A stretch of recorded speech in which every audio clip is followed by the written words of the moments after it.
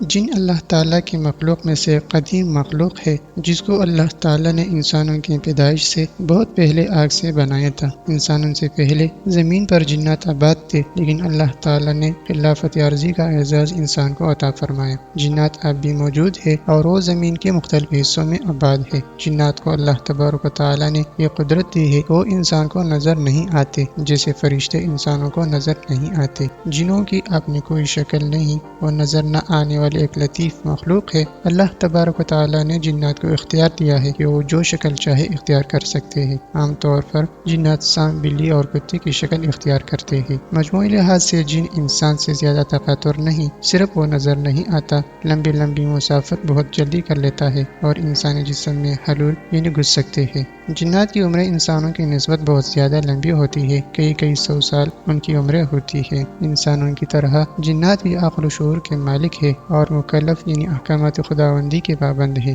انسانوں کی طرح جنات میں بھی ہر طرح کے فرقے اور گروہ ہے، ان میں بھی مسلمان اور کافر، نیک اور بد ہے۔ جنات میں بھی دیگر مخلوق کی طرح نر اور مادہ ہے۔ جنات بھی دیگر مخلوق کی طرح کھانے پینے کے محتاج ہوتے ہیں۔ بعض احادیث میں ہڈی وغیرہ کو جنات کی خوراک بتلایا گیا ہے۔ بعض جنات کو شرف صحابیت بھی حاصل ہے۔ مقامی نصیبین کے بعض جنات نے رسول اللہ صلی اللہ علیہ وسلم سے براہ راست قرآن کریم سننے کا شرف بھی حاصل کیا ہے۔ نیک اور فرمانبردار جن جنت میں جائیں گے، کافر اور نافرمان جن جہنم میں داخل کیے جائیں گے۔ جنات کا وجود قرآن و حدیث کے دلائل سے ثابت ہے، لہٰذا ان کے وجود کو تسلیم کرنا فرض ہے۔ جو شخص جنات کا انکار کرتا ہے وہ دائرہ اسلام سے خارج ہے۔